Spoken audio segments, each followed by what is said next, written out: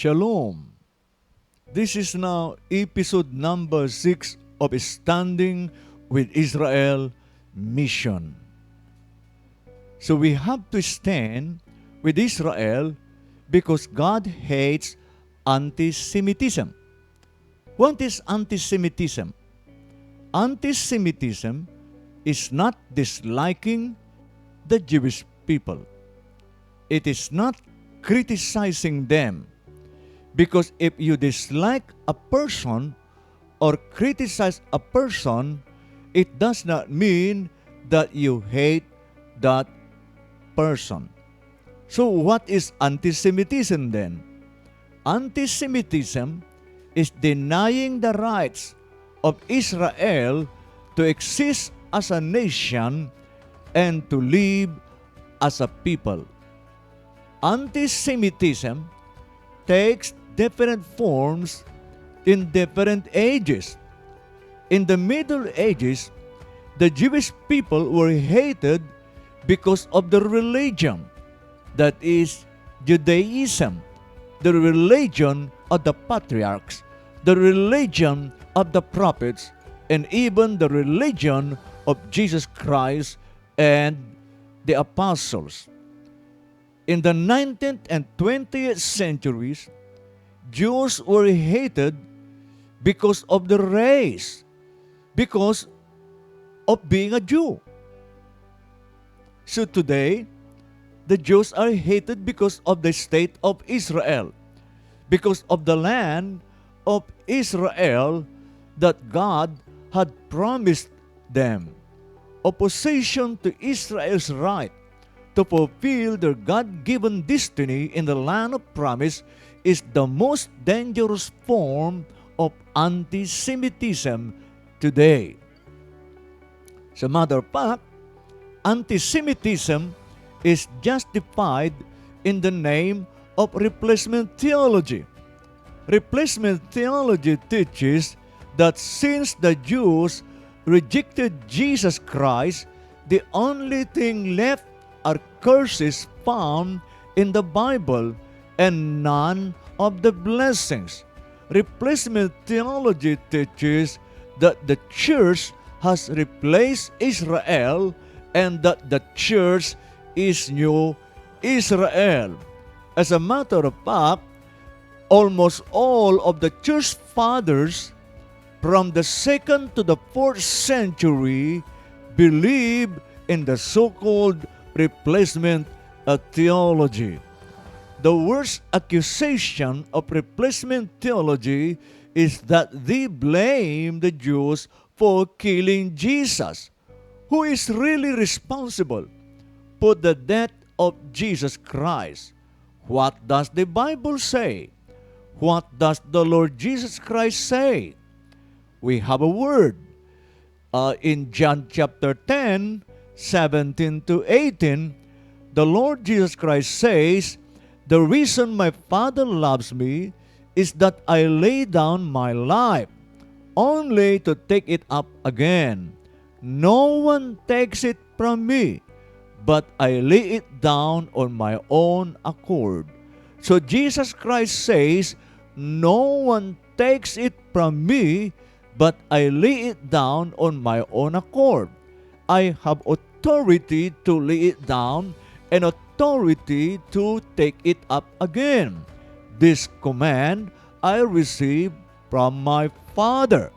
So who is really responsible for the death of Jesus Christ? The Jews? The Romans? Jesus says, "Nobody murders me." It is our sin that brought Jesus at Calvary, because the Bible says, "But God demonstrates His own love for us in this, while we were yet sinners, Christ died for us." So no one murdered Jesus, but it is your sin and my sin that brought Him to the cross. And the worst conclusion of replacement theology is the belief and practice that God has rejected Israel for killing Jesus, His only begotten Son. So we have to ask question, get testimonies in the Bible to see if that conclusion is right. But I would like to tell you, according to Romans chapter 11, verse 2 and verse 29, Paul testifies God did not reject His people, whom He foreknew, for God's gifts and His call are irrevocable. Underline the word, God did not reject His people. God's gifts and His call can never be changed. It could never be changed by the stubbornness of the Jewish people, because God's covenants are forever. And King David, the man after God's own heart, also testifies in Psalm 94:14, for the Lord will not reject His people. He will never forsake His inheritance. Underline two words or two lines, the Lord will not reject His people. The Lord will never forsake His inheritance. So, the replacement theologians say God has rejected His people and God had forsaken His people.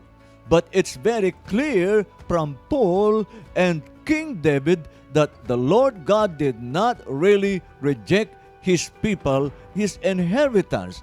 And I would like to quote even the testimony of Jeremiah.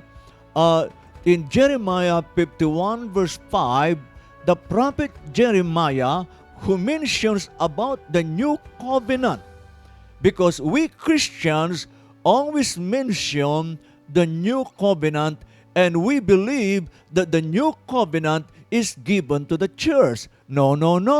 The new covenant and all of the covenants were given to the Jewish people. And Jeremiah testifies in Jeremiah 51 verse 5, for Israel and Judah have not been forsaken by their God. Now underline, Israel, that is the 10 tribes, and Judah, the 2 tribes, that is the tribe of Judah and Benjamin, have not been forsaken by their God, the Lord Almighty. And Jeremiah added, though the land is full of guilt before the Holy One of Israel. So although the land, the northern kingdom and the southern kingdom is full of guilt, but that is not the reason that God has forsaken or rejected them.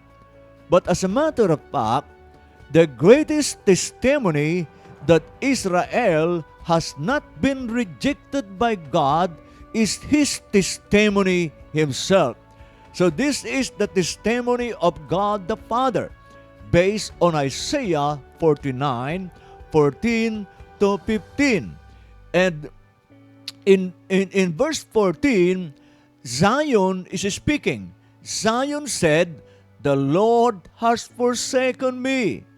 The Lord has forgotten me. Who said that? Zion, Jerusalem. But God, the Father, says, can a mother forget the baby at her breast and have no compassion on the child she has born? And God said, though she may forget me, I will not forget you. Wow!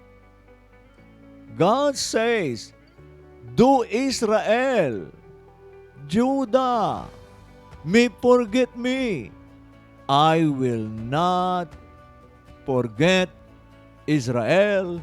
I will not forget Judah, because God's promises are forever, and God's covenant with Israel is forever. Because God forever stands with the Jewish people as His covenant people. Let's stand in solidarity with the Jewish people. The Lord bless you. Let's swim together.